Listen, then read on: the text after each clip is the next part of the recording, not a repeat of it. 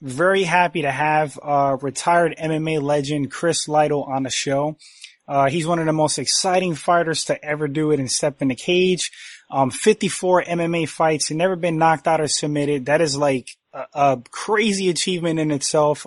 Chris, you want to say hi to the listeners? Yeah. Hey, thanks for having me on. To be honest with you, I think I've had more than 54 fights. It's funny because when I started fighting back in 1998, they didn't really keep internet records very well. And come to find out, like they wouldn't really put any of my fights on there that they considered to be non-sanctioned bouts, So when I first started fighting back in 1998, there was no really sanctioned bouts, you know what I mean? Yeah. Who had a commission? Nobody. So like a lot of those early bouts, I think they had me like being my first fight, I think, on record was in Japan, I think, or something. I was like, I wasn't 0-0, and they go, hey, you go to Japan. I had to win like 10 fights before that. So there's just a lot of fights that are on there. But wow. It's just funny, growing up, not really growing up. The sport was so young back then. The sport's grown up quite a bit. It's crazy. Like, how do you feel about the growth of like the sport, Chris? It must be crazy to be one of like the pioneers and it's all small and kind of like an underground sport in a way. Now it's all mainstream. What do you think about that? It's amazing how the sport has changed, and not only that, the public perception of the sport has changed. I remember back in the 90s, if you're fighting, I remember going to Japan in like 1999, having some fights there. People, you tell them what you're doing, like you're gonna go fight in a cage or a ring, or they just kind of look at you like, oh, grab their kids and kind of take 2 steps farther away. Like I don't know, it's just. The way people thought of it then was totally different. It's good to see that it's getting more mainstream recognition, more and more every day, I would say. So that it's been very good in that aspect. I mean, plus just to see the evolution of the sport. I mean, I started, when I first started training, I think the first UFC had happened about 4.5 years before that. So the sport was still in its infancy and just, we had guys he's a good, you say, who you're going to fight? Oh, he's a good kickboxer, or he's a good grappler, or he's a good jiu-jitsu, but there was nobody who was doing good at multiple things. Now everybody's good at everything. You have to be good at everything. That wasn't the case back then, so it was just as we were growing as fighters, the sport was evolving very, very quickly. Yeah, it's crazy how like guys, they used to come in with one discipline and, that was like their thing. And it was like kickboxer versus grappler. And now like guys are just training mixed martial arts from the start and they just coming in so well rounded. It's crazy. And what you said about like the growth, like I've been into it for like forever before it was like popular. I got some training under my belt, but by no means am I a fighter, but, nice. I do love the sport.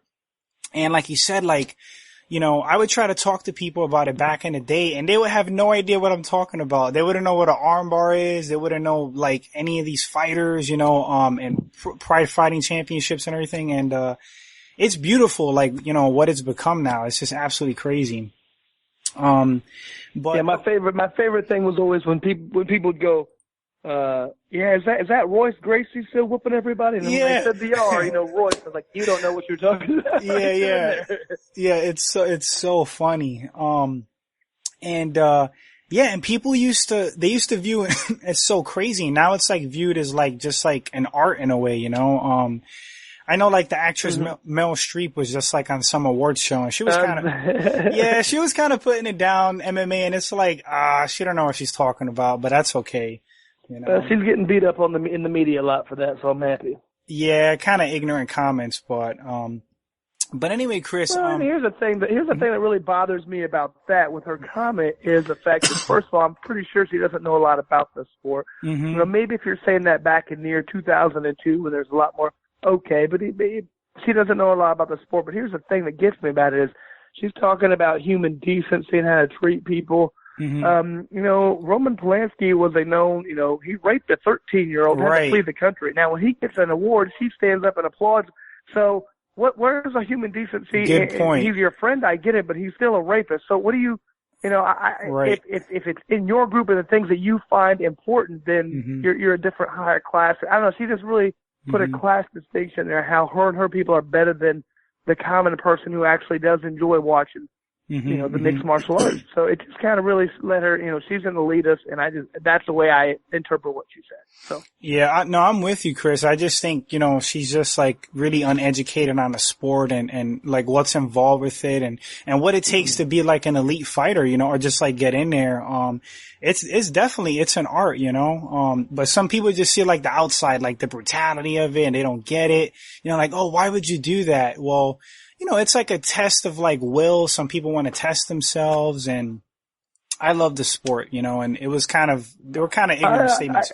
I could tell you, I played sports my whole life, and football, baseball, basketball, everything, and, there's definitely the good thing about this. It takes everything in your power and ability and complete 100% dedication to be good at this. And like you're saying, this is an art form when you have, multiple different types of disciplines involved. You can't be a boxer. You can't be a kickboxer. You have to be a boxer, wrestler, grappler, jiu-jitsu. You have to kind of know how to do everything. And you don't get a lot of punks in there because there's a lot of, discipline, hard work. And I mean, just the, I would say, from all the sports I played, it takes more of your complete and total life, in dedication. So lots of the people in there, you're not getting too many idiots like I think you have in other sports or even just other professions in general. I think most people there are very hard work. You have to be hard working, first of all. I mean, just, well studied, because there's a lot of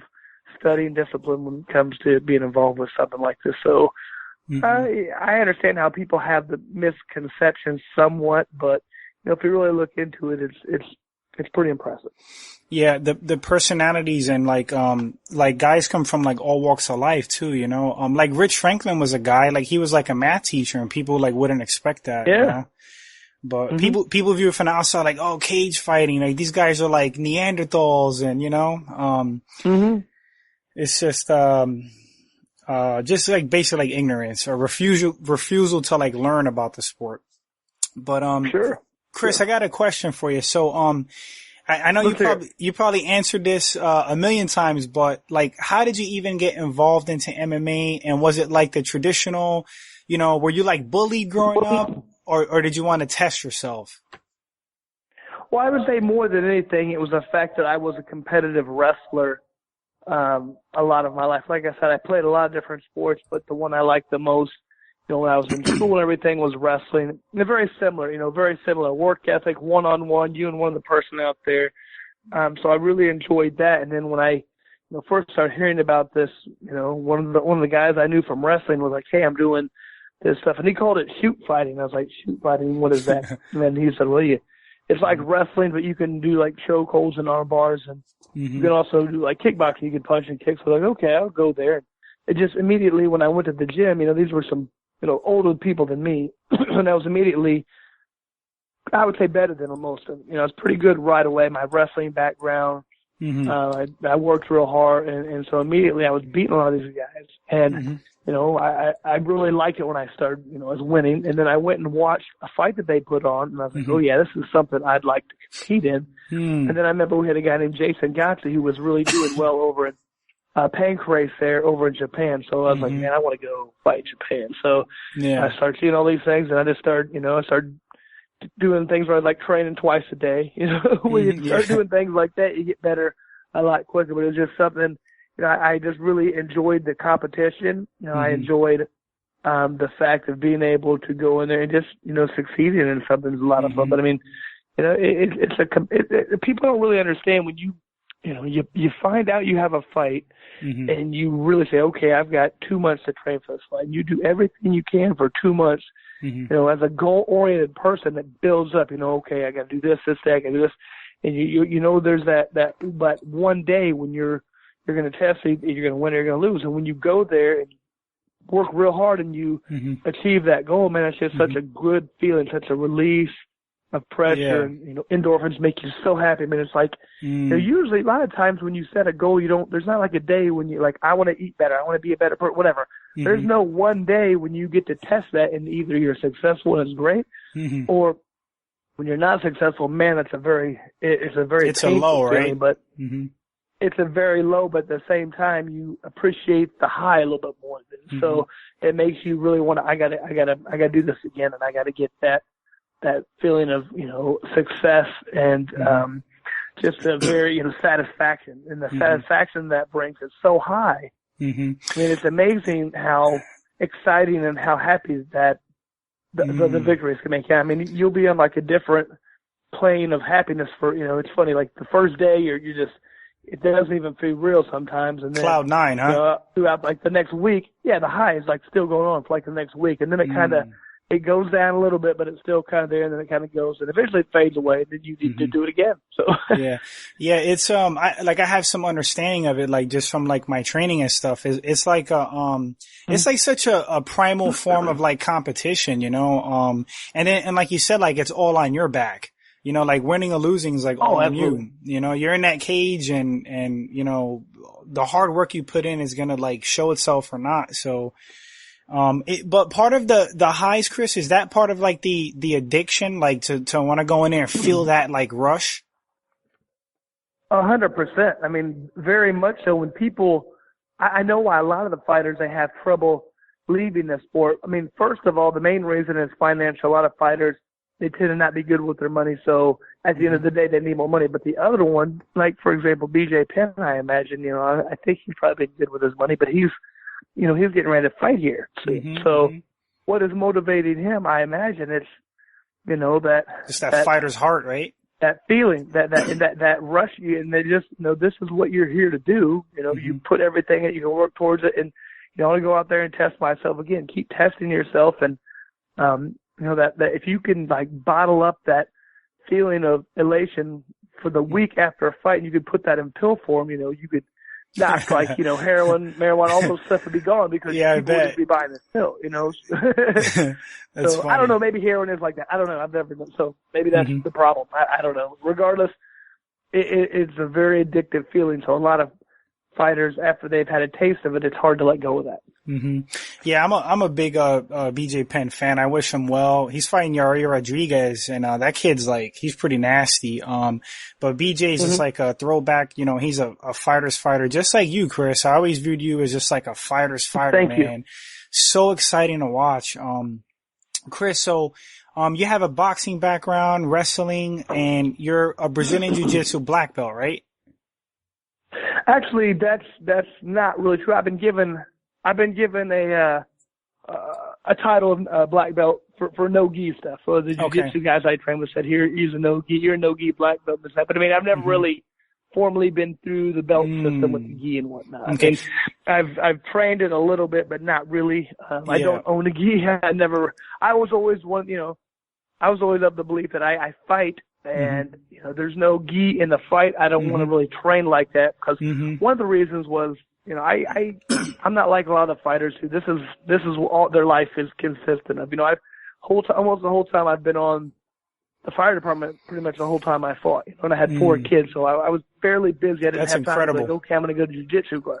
I mean, it was what it was. I would have liked to went to jiu-jitsu. It was like I didn't have time. I was training for fights. I was helping my people who helped me train for fights. I helped them get ready for fights. And there's only so many hours in my day. I was working 50 hours a week at the fire department trying to raise kids. I was like, I don't want to have time to go, do an art that really isn't going to translate over to me fully, I don't think. I mean, I think jiu-jitsu is very good and does translate over, but, when I only have, let's say, 4 hours in a day to train, I would rather do things that are going to be 100% applicable as something that's going to be not as applicable. So that's how it worked out. Yeah, so like straight BJJ, like, I mean, obviously you don't have punches and kicks involved, so, I mean, there is a difference. Like, there's some straight BJJ guys that went in and, they didn't do so well, like Marcelo Garcia, but like Damian Maia, like, adapted, perfectly. So I can see what you're saying, how like, you did no-gi grappling and you wanted to mimic, situations like an actual MMA fight, like without a gi. Which is smart. Oh, exactly. I didn't want, because, like I said, I've done both, and there's just it's a much slower pace when you use the gi, because somebody, when you're trying to move your leg, they can just grab your pant leg and hold it there. I'm like, well, I can't do that in a fight. So if I learn this and I grab your pant leg and you can't do it, well, then a fight, I'm going to have a false confidence that I can't do anymore. So I never really want to train like that when I had limited time to be able to to do what I wanted. I mean, like you said, Damian Maya, he's I would say one of the exceptions. I wouldn't say one of the norms. All the jiu-jitsu guys tend to be very good at submission, but they kind of tend to struggle on other aspects. You know, it seems like they're not quite as good at stand-up or whatnot. Now, you have, you know, one of the few guys who I think was very good at is what we're talking about, BJ Penn right here. He was really kind of good at a little bit of everything. So, yeah, he's pretty good all over. So, Chris, what do you think is the most effective, you know, martial art to have under your belt? Like you said that you had an edge because you know how to wrestle. Would you say wrestling or striking? You know what? It's so weird. I mean, the sport is, you know, still evolving, I would say, but the way it's evolving, I mean, it's weird. You have to know grappling and jiu-jitsu or you will never make it, you know, and you have to know some wrestling as well. But it's getting to be more and more of like a stand-up based art because it seems like at one point it was just about the ground. And people had to be good at the ground or they'd get, you know, taken down and submitted. And then it became more, well, when you could kind of stop that and then, you know, you had like the good wrestlers who were able to dominate because they wouldn't get taken down. They kind of learn how to box a little bit, but it just kind of keeps moving right now. It seems like everybody is really so good at stopping takedowns in the cage or movement.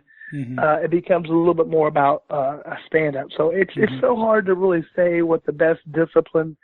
As a base, I would say you definitely need some form of, you know, wrestling with at least an amount of grappling knowledge to not get submitted, and some form of kickboxing. So it's very difficult to really classify those in any order. But because here's the thing, if you're not good at any one of those, you're going to get beat a lot. You know, they're going to find that weakness. They're going to exploit it. Beat you. So you kind of. Yeah. I mean, so you have to know, I would say all three of those, that's the bare minimum. That's not adding any, you know, boxing or Muay Thai with the elbows. That's just the bare minimum. You have to know how to not get taken down much, or if you are on top or even on bottom, how to not get submitted, and you have to know how to strike. So there's it's everything. Yeah, Chuck Liddell was real great at that. You know, not getting taken down. If he did, it just get right back up and keep it in his world. Very cool. Well, you know, Chuck was very fortunate. For some reason, I never really understood why, but they didn't really focus on how good of a wrestler he was. I mean, that was the thing. Chuck could knock you out, but, I mean, people couldn't get him down on the ground I mean, some guys who are really good at knocking guys out get taken down and they get held down and stay in the bad position. Chuck was beautiful at not getting taken down, and then he's going to hit you harder than anybody else. I mean, he's a guy who could be backing up and hit you and still knock people out. Still knock you out. So, yeah, heavy-handed guy who can wrestle. Man, that's probably one of the scary guys to fight. Yeah, that's why he was a champ for so long. Yeah, Chuck was the man. So Chris, like, as far as you, like, I said this a few times, you're definitely one of the most exciting guys to ever step in there. And, what do you, like, attribute that to? Oh, you're welcome.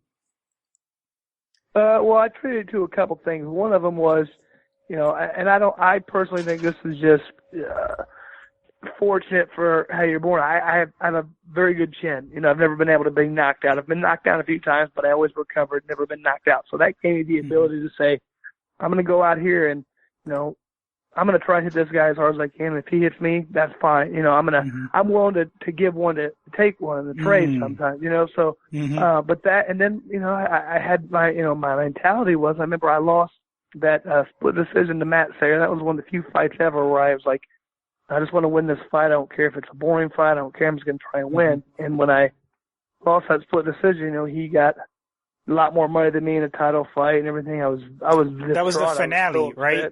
The tough finale? Mm-hmm. Yep. Yeah. So his next fight, he got to fight St. Pierre. He knocked him out, won the title, which is funny because, you know, I love Matt Sayre, great guy.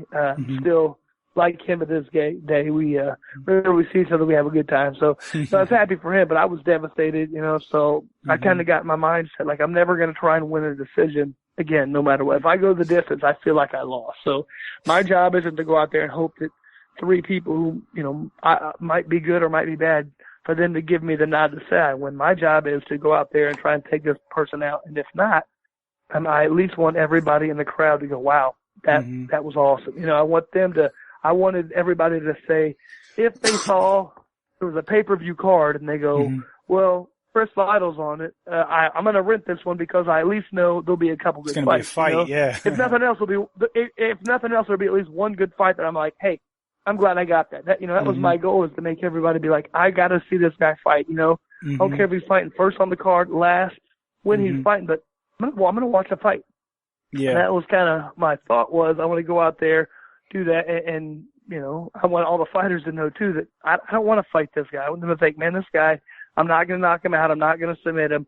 We're going to bang. It's going to be a tough fight, and maybe I'll win, or maybe or I might get knocked out or submitted. That's kind of my thought, is I want the fighters to, respect me and really not want to fight me, and I want the fans to be like, I got to watch this guy fight. Yeah. I think, fighting with that mentality, Chris, like to finish, you're never like a loser, even if you lose, because like the fans really appreciate that, I know I did. Well, and what the UFC really started, I appreciate it. Well, no, what really helped out when the UFC started doing things like this. People don't understand how much like importance there is on winning based on, that's what your pay's coming from. You're going to get twice as much. And I think I lost about maybe 40 split decisions in the UFC, maybe 5 total. I can't remember, but regardless, I remember, when you lose a split decision, that, because that one judge, extra judge thought you didn't win, you might get half your paycheck. You might be the difference between getting, $30,000 and $60,000, maybe 100,000. It just depends, but that's pretty tough. So what really helped out when the UFC started coming up with their bonus system, and they would say, hey, if you go out there and you lay it on the line, you're probably going to get rewarded. So I always had this great confidence on, I'm just going to go out there, and that takes that whole, financial aspect out of it. I never worried about that, because I was like, hey, even if I go out there and I lose, the UFC is going to say, Chris, you laid it on the line. Here you go. We're going to compensate you for how you fought. And that's really what you need to do, I think. And that's the bothersome thing to me in a way nowadays. The purses have gotten a lot higher, and there's a lot more on the line. So whenever you have somebody maybe trying to win the title, or the worst of all time is a title elimination fight. So whoever wins this fight gets a shot at the title. Those fights are always terrible because the guys are afraid to lose. Nobody's going out there and going for it. They're not trying to throw a caution in the wind, knock the guy out. It might happen, but usually those fights are kind of boring because you just get the guy who's trying to figure out how he has to win. I can out-jab this guy. I can try and take him down and hold him down, whatever it takes. They're not really going out there with the, kill or be killed attitude. Finish. How do I manage this fight and squeak out the victory and go to the next round? Because a lot of their pay is based on that and their rankings, and it sucks, but that's why I would love to see the commissions get together and make it more of like a pride-style scoring system where they say, hey, who's being more aggressive? Who's going for the finish? Who's coming off? You're not. Who's out-jabbing the guy? Because penalties for stalling. I want fights that are exciting. Pardon me? No, I'm sorry to cut you off, but like penalties for like stalling. Remember they had like the red cards and the yellow cards? Oh, yeah. The yellow cards. Yeah, exactly. If you're just hanging on and not trying to do anything, that, I love that idea, because not only with the yellow card, not only was that like, hey, you're losing points, hey, I think you're losing money too. So the fighters don't want to that motivates people. Money. Oh, no. Exactly. Exactly. That's exactly what it did. So, I love that system. I wish we could kind of implement a little bit more of that, because here's another problem I have with how they score. The 10-point must system is, I understand for boxing when you have a 12-round fight or something, but when you have a 3-round fight, I don't like that. You have a guy who,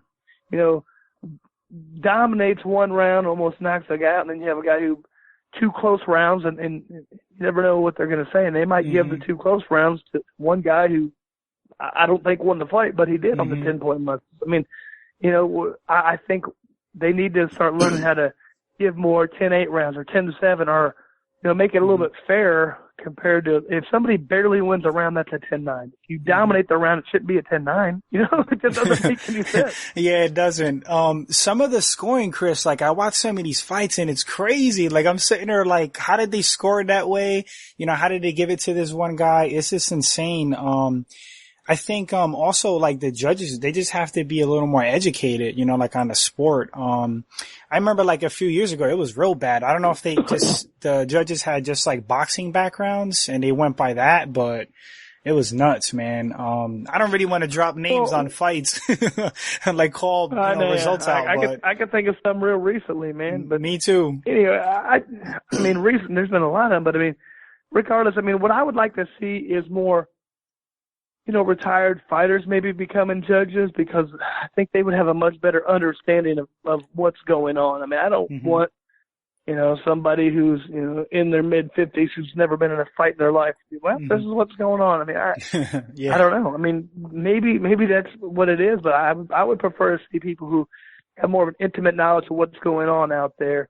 I think they're going to give a fair account of what's happening. So, No, I think that's a great idea, Chris, actually. Somebody who knows what's going on, they'll judge it properly. They see the little intricacy, like aggression should count for something, pushing the pace, so many things. And it's weird because like with the scoring, I don't really think, fighters get a lot of points for you get points for getting a takedown, but what about stuffing it? Like, do they really take that into consideration? I mean, here's another weird thing, is this is totally dependent on who's judging that night. I mean, sometimes, especially when you get a split decision. I mean, what that tells me is, if we'd have fought, maybe the next week, maybe I would have won that split decision. Maybe he would have won. You're totally dependent on the judge. And it would be nice, in a way almost, if you knew how a judge was thinking and you could be like, okay, I'm going to set up my fight based on this because this person's judging. I'm going to try and take him down. I'm going to try and hit him. You really don't know what they're looking for. Are they looking for the aggressor, or are they looking for the guy who's, throwing a lot of kicks and punches and barely hitting them, but just, cause you'll have certain fights where that happens. You'll get like a guy who's trying to just, get a lot of points. You get the other guy who's hitting harder. You just never really know who that judge is really, favoring, who they're favoring, So, what else I'd like to see? I don't understand why they don't do this in boxing. I think it'd be good to do in MMA as well. I don't know why we have never went to this, but how about after each round they tally the scores and they make them public? Okay, you lost that round. What? Okay, well now you got to know what you do. So then round two, okay, now you lost that one. I mean, in between rounds, that's cool. They turn in who won, and then you know the score. I mean, it'd be like having a basketball game, and at the end of the game, nobody knows the score, and they shoot a 3-pointer and we win. No, you lost by 8. Oh, well, I didn't know the score. How do you know the score? Why would you do it like this? Because what you're going to get if people know the score, what's going to happen if they know I'm down 2 rounds to none? I got to knock this guy out. He's going to come past him. Or if it's 1 round apiece, you're gonna whoever wins that round wins. I mean that's kind of a no-brainer. I'm just not sure why we've adopted this whole boxing mentality, which I mean where you don't show the scores. I think that'd be very interesting if we could kind of work it out the other way. That's an interesting idea also. I don't know. I just think probably like the sport is just like so like quote like new. It's probably still evolving. Those are some great ideas though. A little bit off topic of the scoring, but so Chris, like with fighting, if you can give some insight, do you think it's a more mental thing or is it a physical thing? Like to win? I mean, obviously it's both, but obviously the mental I think is probably a bigger aspect. But I mean, it's difficult. You have to have some physical natural ability. I mean, that's just, you can't not have that and still be that successful. But I mean, you have a lot of guys with physical ability who aren't successful, and you have, it's not always just the most physically talented guy.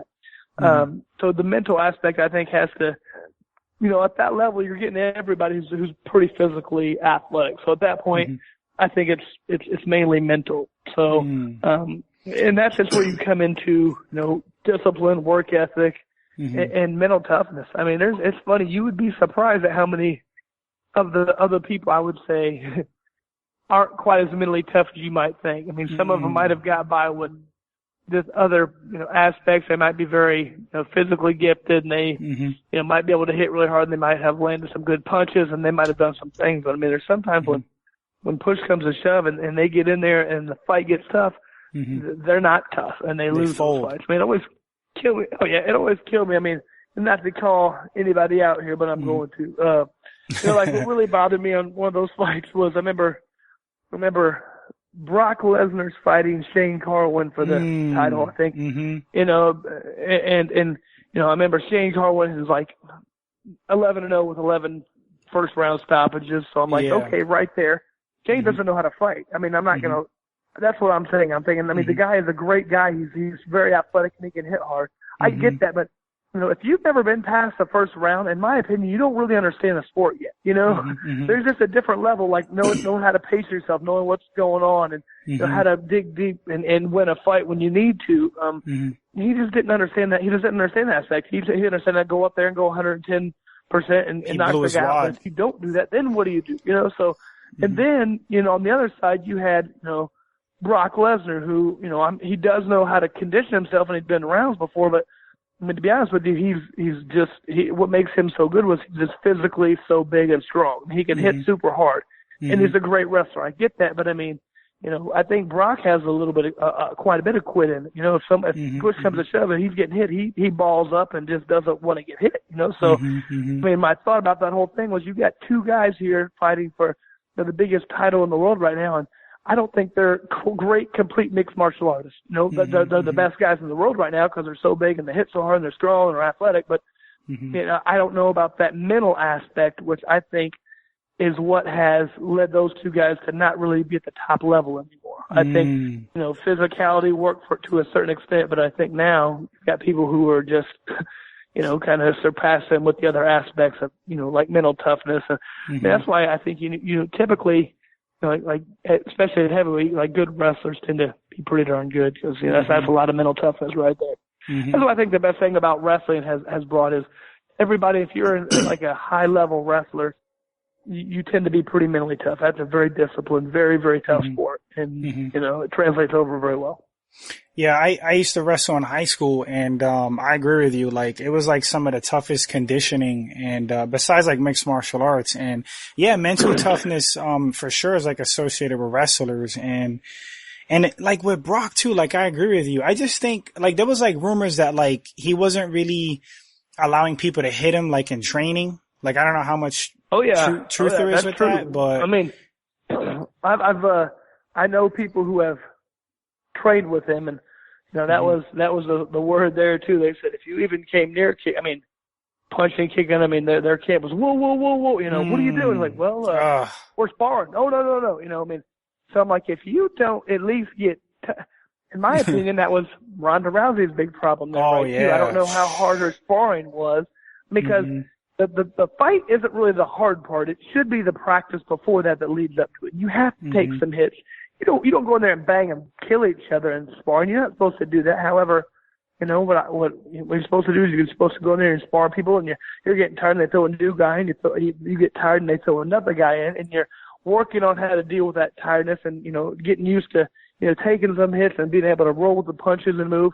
She looked like she was great at hitting the mids, great at hitting the bag, which is all offensive. But you learn how to fight when you spar. You learn how to not get hit, and to move, and how to just, even when, like, if you are getting hit, you learn how to back away, you know, bring the other person to you where you could get them in close to a clinch. I mean, there's just a lot of different aspects that I feel like he didn't quite have there. And I think that is, you know, you have to actually spar. I don't know what else to say. It was kind of sad to watch because, I mean, she was just at the top of the sport, and like her fall from grace is crazy. And I felt bad for her, and the amount of like, crap she's getting on the internet, like people just attacking her. And I think part of that has to do with, I don't know, like she definitely came off as cocky, and she was like abrasive. And I think you're gonna, you know, she dished it out, and now she's getting it back, and it's brutal. Well, you know what I think a lot of that was, you know, a little bit of her attitude about the whole thing. You know, she, you know, at least being on a reality show, you know, she's flipping people off the whole time, won't shake hands after the fight. You know, that's kind of unheard of. Usually, bad sportsmanship, exactly. Now, the problem was, I think she was, you know, very, very good, obviously, great, but I think she was like one of the first women really in the UFC, you know. So you talk about the sport growing and whatever. I think you've seen the women's division just totally, in a way, surpass her very quickly, you know. So I think the problem has been that she was, and probably still is one of the greatest on the ground there is. Great judo, obviously, great arm bars, but I mean, she's not that great of a stand-up fighter. And all of a sudden, these people are going, "Hey, I'm just going to keep her on my feet," and then now you're an average fighter. So the sport has just kind of, once again, we just kept talking about, kept growing and growing. The women's division isn't very old, but I think it's grown very fast, and I think she's been surpassed. And the problem is, she still has this mentality that, she believed the hype. She drank the Kool-Aid about you're the best women's fighter in the world, and not only that, you could beat a lot of men. That's how good you are. And I remember thinking the whole time people would say that, I was like, you people are out of your mind. I mean, that was insane. I know. I'm like, what do you don't understand? I mean, it's just different, I mean, I don't understand who thought that, but I mean, but the point is, she believed that, and now that's kind of how trying to rationalize it. That wasn't really the truth when she believed it. Is very, very difficult for her. So I think she's mentally. I don't think she'll ever fight again. I think it's over for her. Yeah, I agree with you. It's a shame too. Like you're saying, I don't know. I'm not saying she's a bad person. I don't dislike her anyway. And like you said, you feel bad for her because she was kind of thrust into this position, and she believed what she was told. She bought in, and now she figures out that really was not and is not the case, and that's devastating to her. So I feel very bad for her in that situation. Yeah, it must be like, I was trying to put myself in her shoes, like mentally, and it's like, if you have this image of yourself, like how you said, she had all these people feeding these things to her. You can drop boxers in sparring, like all this crazy talk, like world class boxers, and you have this self image of yourself, and then you get destroyed. It's like, what does that do to you, like mentally? Like the whole image of yourself is just like shattered. Your confidence must be shot. And then the Amanda Nunes fight, like it looked like, I don't know, did you see the fight? Oh yeah. Yeah. When I saw that fight, it almost looked like she had flashbacks of the home, like she just like froze up. Like as soon as she got clipped the one good punch, she just completely froze up. And just got annihilated. After 10 seconds into the fight, it was over. After the first 10 seconds, you're right. And it was just like hands were kind of out front, but it's just like she was like almost on autopilot, And once again, I kind of equate that to, not doing hard enough sparring, but maybe I'm wrong. I don't know. But it just seemed like right then and there, she flashed back and didn't really know what to do at that point, which is, what I would think instead of, the whole time, instead of working on how to be a better boxer, that's, if you've been that good at judo and that good at submissions, you don't have to be great at everything. You have to be good enough to get in there, but you need to work on, okay, if I get clipped, how do I back up? How do I draw that person into where I can get the takedown? Or even if I have to pull guard, something. I mean, you got to work on other aspects instead of, I'm going to match this person boxing, when that's just a horrible idea. So yeah, it was like when she fought Holly Holm, it was this thing where like she's going to go in there and like just stand and trade with Holm, like match her skill for skill standing. That was crazy to me. Like I called that fight. I said, if she stands with Holly Holm, she's going to get like hurt. And, I agree with you. Like, I think she probably should work on defensive, boxing or defense or reaction and like take it to her world. Well, and here's the thing. I mean, with that fight, it's insane to think Holly Holm's been boxing for 10 years and Ryan has really been training hard at it for 2. I mean, you're just not going to catch up at that level, know? So for her to try and fight it like that was crazy. And then what does she do? She's, one-on-one problem. She's stalking her. She's walking her down and trying to walk it, and Holly's a counterpuncher. So you're walking right into her strength, and you're counterpunching, and then she's not there because she's moving. I mean, it's kind of, I think it's pretty basic knowledge when it comes to fighting that, if you're stalking somebody like that, and they keep hitting and moving, and you want to try and get them down, you quit following them. You kind of stay in the middle of the ring and you stand there and wait for them to come forward, because they have to move forward, and that's when you try to come and get your attack. You don't just keep walking forward. You're not gonna get them that way. Make them come to you a little bit. Back up a little bit. Once they engage, then they're closer to you. Guess what? I mean, it just.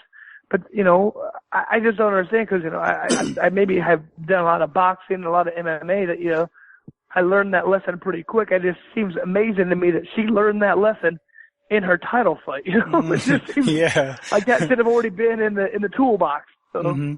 Yeah, a lot of people are bashing her coach Edmond too, and it's like, who knows what's going on in that camp? And it's like, but I think, who am I to say? I think she needs to definitely change things up if she's to come back. I mean, she got to go train with somebody else and, you know, be honest, like an honest assessment of her stand-up skills, you know? But she might not even come back, like you said, right, Chris? It's just, that was brutal. She'll never fight again.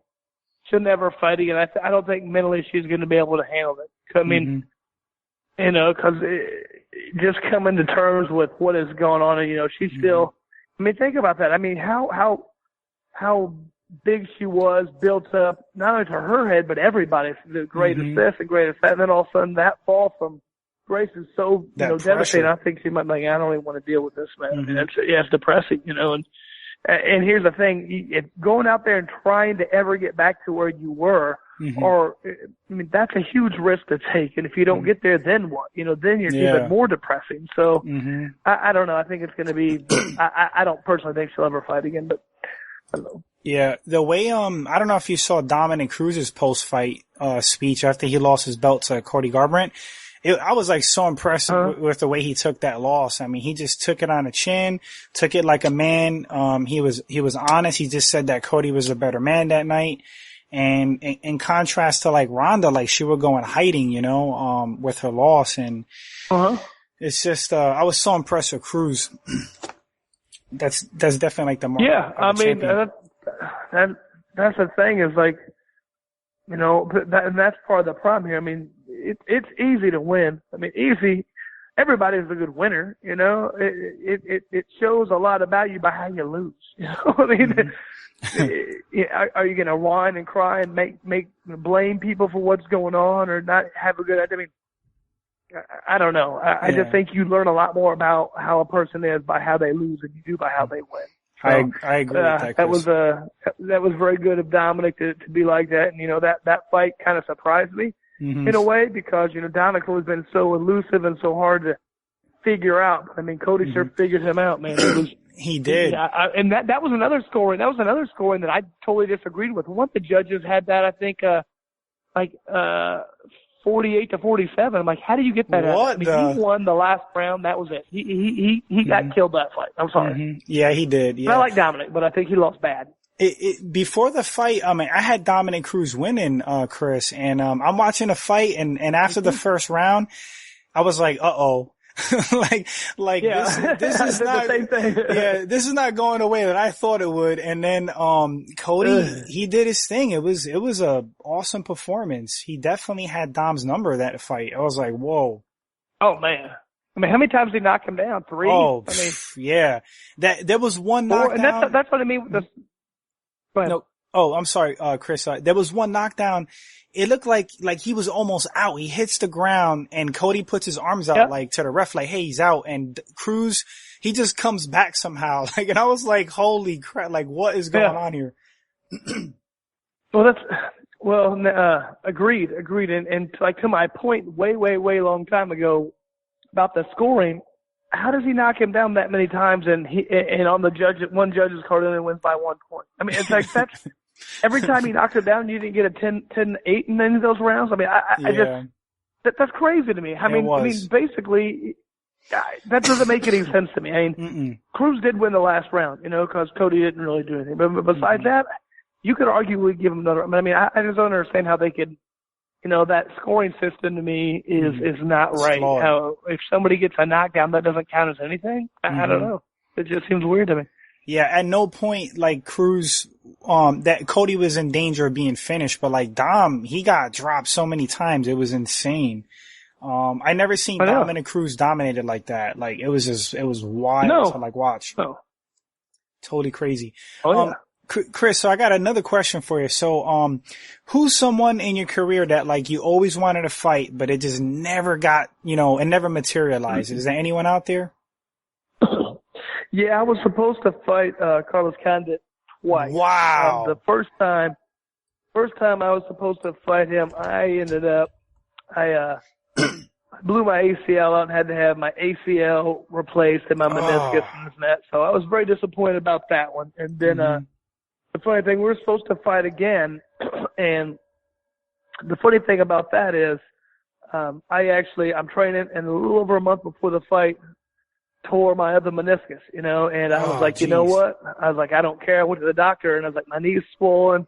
I need you to drain it. And he was like, well, you tore your meniscus. And I'm like, I don't think I did. And he was kind of like, yeah, you did. So I was like, all right, well, drain it and I got to keep going. He's like, well, it'll just swell back. So we need to have surgery. And I was like, I can't have surgery. I'm fighting here in like a month. And he's like, okay, what we'll do is I checked it out. It's not a bad tear. We're just going to cut off probably 20% of it. And then, you'll take, a week off and then you'll be able to train. I was like, okay, 1 week. So I remember a month and a day before my fight, I had surgery on my meniscus. They told me they're going to probably cut 20% out. Well, I woke up and I found out they said we had to remove the whole thing. I was like, well, that's not good, is it? Yeah. Regardless, I was like, I don't care. I was like, I'm still doing this fight because I really wanted that fight. I'd won like a couple. I was in a good position right there. I thought, whoever won that might have got a title fight. So I was ready to do it anyway. So about a week before I go to fight, they called me and told me that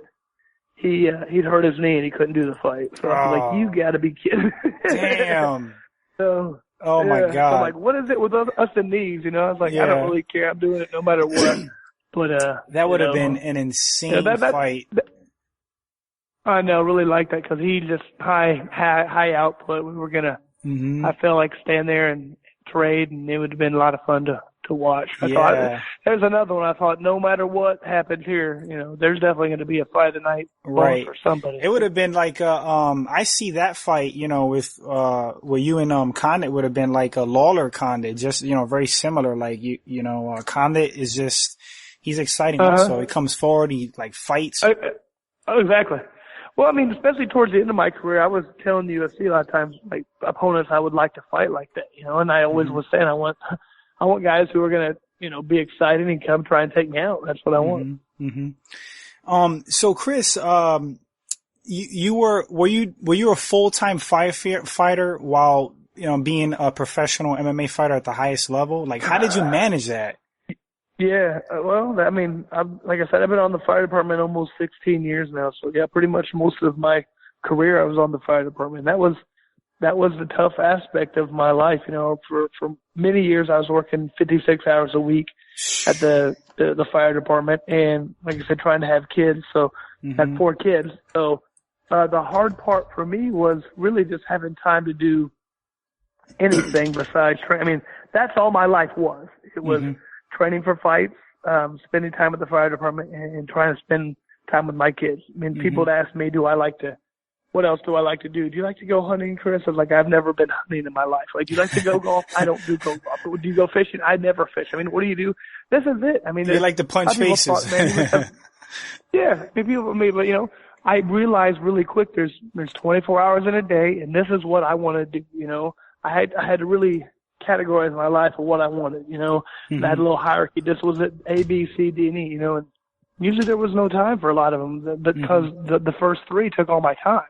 So that was just kind of what I did, and I knew that there was extended period that I could do that, and I mean that kind of was what led to me quitting fighting. Really, I think I was still fighting very well. I won 5 out of my last 6 fights, but I was the one thing that was lacking a lot was my family time, my kids. I wasn't really being, I didn't think a good dad, so I figured it was, it was time, that time with my kids was never going to come back. I mean, it was never going to be able to be there if I didn't stop it right then. So I did just kind of retire from the fighting aspect of it. I think it's incredible, Chris, that you reached like the heights that you did in MMA while being a full-time firefighter and a family man. That just is like a testament to like your will and your skill, just it's incredible. Chris, I only have a few more questions for you. You've been so gracious with your time. What's the most fun fight you've had, and which one was the toughest? My most fun fight. Man, I had a lot of really fun fights, to be honest with you. I mean, I remember probably one of my most fun that I can think of was probably the first one when I fought Robbie Lawler back in, I think, that was a long time ago, but I think it was UFC 45. But I mean, the fun thing about that was I remember, I was not supposed to win that one. I remember I was like a 9, one of the polling thing I saw, like 90% of the people said he was going to win. They didn't know who I was. Everybody thought he was going to knock me out real quick. I was like, okay, that's cool. I like that. That's what people think. But I mean, just being in there in the moment. I remember when and we start hitting each other, boom, and he's stepping back and he's clapping, and then it's just all that right there just really let me know that was one of the fights where I didn't really care, who was watching or what was going on. I would want to do that. If it was just me and him and nobody else there, we would have done the exact same thing, and it was just, and it was just a matter of me and him going, I'm tougher than you are, and you go, no, I'm tougher than you. I'm like, well, let's do it. Let's see who's the toughest guy out here. Let's see. You're not going to take me out. I don't care what people think, how strong you are and how hard you can hit. I'm going to take you. And it was just a good back and forth fight that, I think I really enjoyed that type of fight when, we had that same mindset. And then in addition to that, I think everybody around us really, really enjoyed the fight as well. So, the toughest fight, man, let me think. As far as just like, physically tough, you think? Yeah, physically, or you could drop a physical and a mental one, where you're like, whoa, this guy's like, he's a monster, like, I'm having a hard time. Well, physically, let me think. I mean, probably I'd have to say for that one, this is my fight versus, Koscheck. Whenever when I was fighting that one, I had a lot of game plans and different things I was going to do. I trained a lot, if I'm on bottom, how to move, but, when I wasn't really used to guys, usually if you get them in, half guard, usually that's a decent position, but he had such a good wrestling base half guard. He wanted to be in there. He would just, get a good wide base and throw these little elbows, not big elbows. He'd try and push off my face and barely hit me with an elbow. Just to score, right? And then just to score, but in addition to that, it cut me open.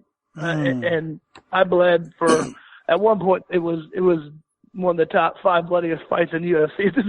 So I was bleeding all over the place and trying just to, because when you get that, then it becomes a different mentality. It's, you're not, I was never worried about myself, but I'm trying to think, I can't let them stop the fight. If I got to move, I got to try and cover up my head a little bit to make it not look as bad. And I remember, standing up at the third round, I'm cut open and I look over and he's just covered in blood. I'm thinking, damn it, that's all my blood. So that was a very tough one just because, his positioning, his wrestling ability, and his positioning was so good. Matter of fact, I really didn't even want to take that fight because I was like, he's going to try and hold me down. And I was wanting to fight guys who wanted to punch, and they're like, oh, no, he's been doing a lot of stand-up. And I was like, man, he ain't going to stand up with me. Like, yeah, right. Okay. Well, he didn't. He tried to take me down. So, and then we got to stand up at the end. I was coming back a little bit. There's wasn't enough time. So that was definitely a tough fight physically because just a guy who's that good of a wrestler with that good of hips and base and had a good game plan and still some elbows. That was a tough physical fight. But mentally, like another mental tough one was probably the second time, not the first and second time I fought Matt and Sarah. Once again, we were on that reality show together. We were roommates. I still really like Matt, and I never. I want him to win his fights, but I didn't want to fight my friend, but this is that sport. You have to do it sometimes. So we had to go in there and bang and, then don't like those kind when you don't, you don't want anything bad to, I never really want anything bad to happen to anybody I fought, but he was definitely one of my closer friends and guys I'd always want to see good things happen to.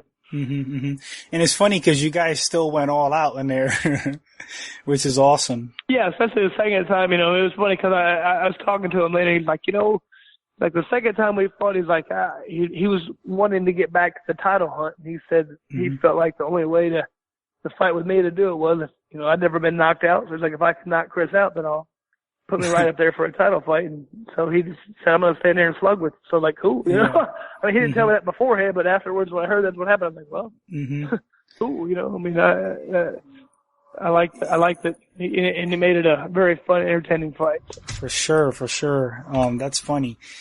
Chris, do you still keep up with MMA? And if you do, like, who are some of your favorite guys to watch right now?